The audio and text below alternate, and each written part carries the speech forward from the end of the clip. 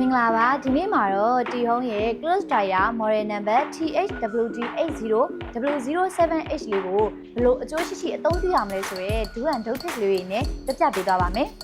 စလိုက်ရအောင်အရင်ဆုံး close dryer အသုံးပြုတဲ့အခါမှာလှုပ်ဆောင်ရမယ့်ဒူးတစ်လေးတွေကိုအရင်ပြပြပေးသွားပါမယ်ပထမဆုံးအဝတ်ဆိုတွေကို dryer ရဲ့တမ်းမထည့်ခင်ရင်းညစ်ပေးပါဒါမှအချောက်ခံမှုအချိန်ကြာကြီးစောင့်ကြရမလို့တဲ့ပြင်ဆက်ရစွမ်းရည်ကိုချွေတာရောက်စေမှာပါဥပမာကော်တွန်နဲ့ချီတယ်လို့ဝတ်တွေဆိုရင်ကော်တွန်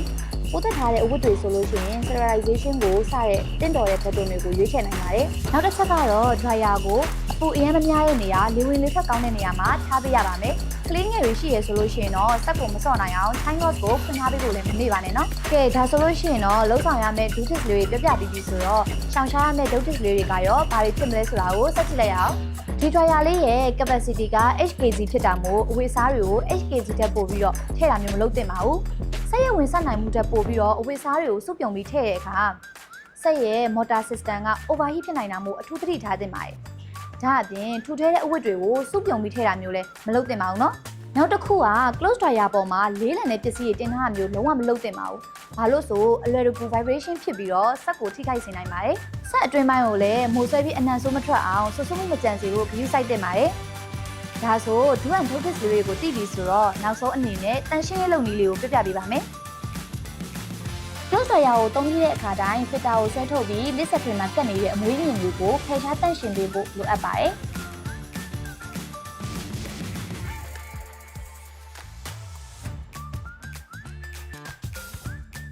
dryer အတွင်းပိုင်းကို3လတစ်ကြိမ်အနည်းဆုံးတန့်ရှင်းရေးလုပ်ပေးရပါမယ်။ cleaning spray ကိုသုံးပြီးနေရာနဲ့ပြန်ပေးနိုင်လို့နူးညံ့တဲ့အဝတ်စားနဲ့တုပ်ပေးနိုင်ပါတယ်။အနံ့သက်တွေကင်းဝေးစေဖို့တန့်ရှင်းရေးလုပ်ပြီးရင်တကားကိုခဏဖွင့်ထားပေးပါ။ dryer အပြင်ပိုင်းမှာဖုံမုတ်အမြင့်ကျွေးတွေကတ်နေရင်အဝတ်စုံနဲ့စက်ပြားရည်အနည်းငယ်သုံးပြီးတုပ်ပေးနိုင်ပါတယ်။ဒါမှစက်ကအစ်စ်တိုင်းအမြဲတမ်းတန့်ရှင်းတောက်ပြောင်နေမှာပါ။ဒါဆိုရင်တော့ဒီအဝတ်6ခံစက်ကလေးကိုဘယ်လိုတန့်ရှင်းလုပ်ရမလဲဆိုတာနဲ့ဖားရှောင်ရမယ်ဒူးအန်တို့အချက်လေးတွေကိုတေချာတည်သွားကြပြီလို့ထင်ပါတယ်။ model number THWD80W07H ဖြစ်တဲ့ဒီ close dryer လေးကိုမှာယူခြင်းနဲ့ဆိုလို့ရှိရင်တော့ဒီဟုံးရဲ့ pay messenger ကနေပဲဖြစ်ဖြစ်